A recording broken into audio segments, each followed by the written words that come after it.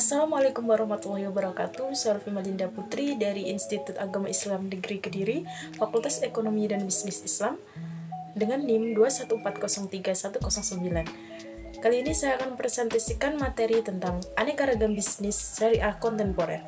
Langsung saja, mari simak penjelasan sebagai berikut. Perkembangan bisnis syariah kontemporer. Perkembangan ekonomi dan bisnis syariah kontemporer telah diminta ke dalam kerangka besar kebijakan ekonomi di Indonesia. Adapun kebijakan tersebut dipelopori oleh Bank Indonesia itu sendiri dengan diberlakunya Undang-Undang Nomor 10 Tahun 1998 sebagai dengan menetapkan perbankan syariah sebagai salah satu pilar penyangga dual banking system. Selain itu, Departemen Keuangan melalui Badan Pengawas Pasar Modal dan Lembaga Keuangan telah mengakui keberadaan lembaga keuangan syariah non-banking seperti asuransi dan pasar modal syariah. Sementara itu, Departemen Agama telah mengeluarkan akreditasi bagi organisasi-organisasi pengelola zakat baik di tingkat pusat maupun daerah. Hal tersebut menunjukkan kedinamisan dalam perkembangan ekonomi dan bisnis Islam di Indonesia yang telah menunjukkan arah positif. Sejarah perkembangan Bank Syariah di Indonesia. Perkembangan Bank Syariah di Indonesia pertama kali dipelopori oleh Bank Muamalat Indonesia pada tahun 1991. Bank yang diprakarsai oleh Majelis Ulama Indonesia atau MUI dan pemerintah serta mendapatkan dukungan dari Ikatan dan Cendekiawan Muslim Indonesia dan pengusaha muslim lainnya. Pada saat krisis moneter, pada akhir 1990, bank ini mengalami kesulitan sehingga ekuilitasnya tersisa sepertiga dari modal awal. IDB kemudian memberikan suntikan dana dan menghasilkan laba, sehingga tahun 1997 terdapat institusi bank syariah di Indonesia yaitu Muamalat Indonesia, Bank Syariah Mandiri, dan Bank Mega Syariah. Perlu diketahui bahwa bank syariah dan bank konvensional itu sama namun sangat berbeda. Perbedaan utama yang paling mencolok antara bank syariah dan bank konvensional yakni pembagian keuntungan. Bank konvensional menerapkan sistem bunga atau laba. Hal ini karena kontrak yang dilakukan bank sebagai monitor penabung dengan peminjam dilakukan dengan penetapan bunga, namun tidak berlaku di bank syariah. Kemudian visi dan misi perbankan syariah. Visi perbankan syariah yakni terwujudnya sistem perbankan syariah yang kompetitif, efisien, dan memenuhi prinsip kehati-hatian yang mampu mendukung sektor real secara nyata melalui kegiatan pembiayaan berbasis bagi hasil dan transaksi real dalam rangka keadilan tolong-menolong menuju kebaikan guna mencapai kemaslahatan masyarakat. Misi perbankan syariah yakni mewujudkan iklim yang kondusif untuk mengembangkan perbankan syariah yang istiqomah terhadap prinsip-prinsip syariah maupun berperan dalam sektor real. Kemudian Baitul Mal wat Tamwil atau BMT. BMT adalah Balai Usaha Mandiri Terpadu yang isinya Bait al-Mal wal al-Tamwil yang mengembangkan usaha produktif dan investasi untuk meningkatkan kualitas ekonomi pengusaha bawah dan kecil, dan mendorong kegiatan menabung serta menunjang pembiayaan kegiatan. Produk-produk Baitul Mal wat Tamwil atau BMT yang pertama, produk menghimpun dana atau funding terdiri dari simpanan wadiah dan simpanan mudharabah. Yang kedua, produk penyaluran dana atau lending menggunakan akad jual beli atau mudharabah, salam istisna, akad bagi hasil, akad sewa menyewa, dan pinjam meminjam atau pembiayaan qardhi. Yang ketiga, produk jasa, dan yang keempat, produk tabaruk, yiswah atau zakat, infak, sodakoh, wakaf, dan hibah. Kemudian pegadaian syariah. Pegadaian ialah perjanjian menahan suatu barang sebagai tanggungan utang atau akad utang piutang dengan harta sebagai penguat utang, dan pemberi pinjaman berhak menjual barang tersebut saat ia menuntut haknya, yang operasionalnya berpegang kepada prinsip syariah.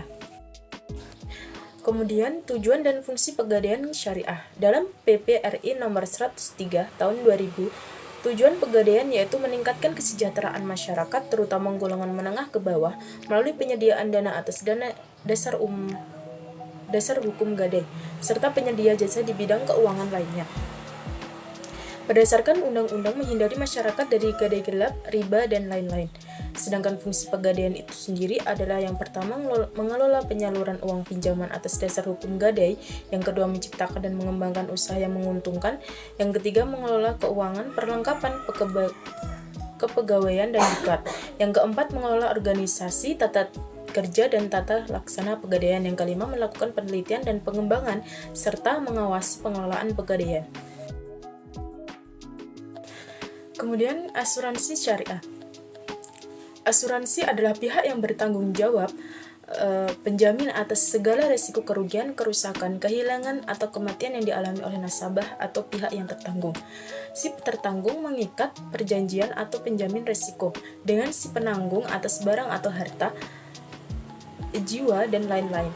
Berdasarkan prinsip bagi hasil, di mana kerugian dan keuntungan disepakati kedua belah pihak.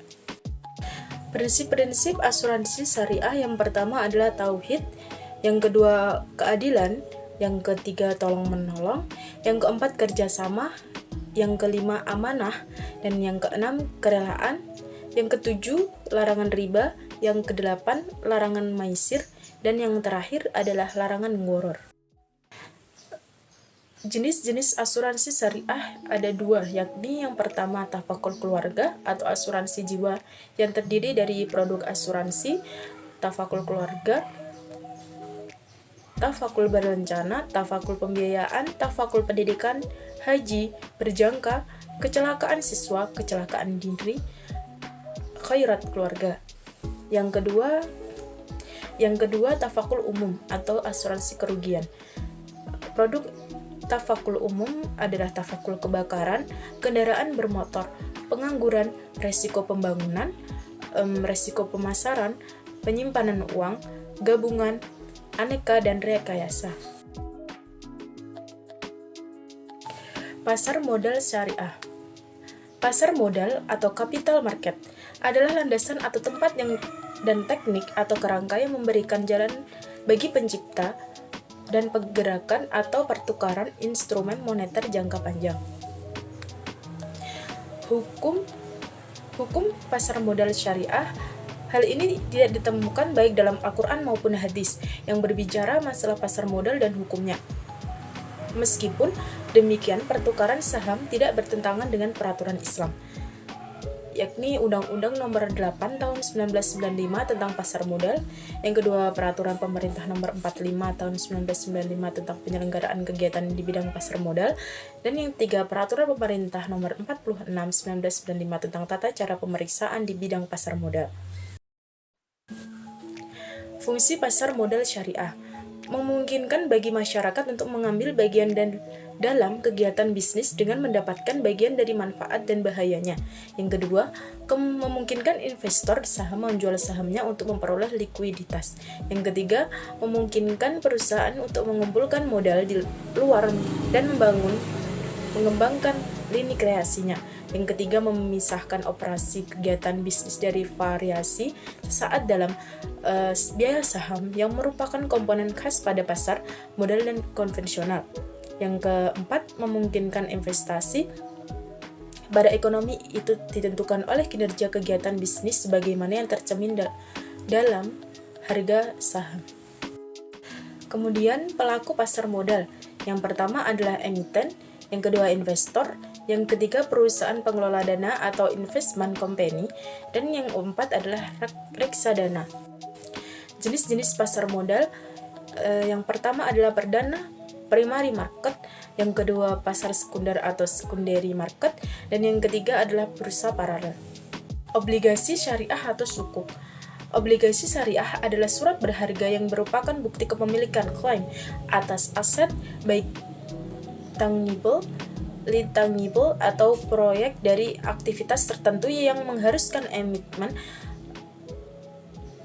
membayar pendapatan bagi hasil kepada pemegang sukuk dan membayar kembali sukuk sesuai jatuh tempo yang telah disepakati.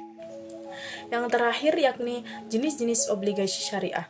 Yang pertama obligasi ijarah, yang kedua obligasi atau sukuk mudharabah, yang ketiga obligasi atau sukuk musyarakah, Yang keempat adalah obligasi atau sukuk istiqna. Baik, itulah presentasi singkat dari saya. Kurang dan lebihnya saya mohon maaf yang sebesar-besarnya. Saya Alfimalinda Putri pamit undur diri. Terima kasih atas perhatiannya. Assalamualaikum warahmatullahi wabarakatuh.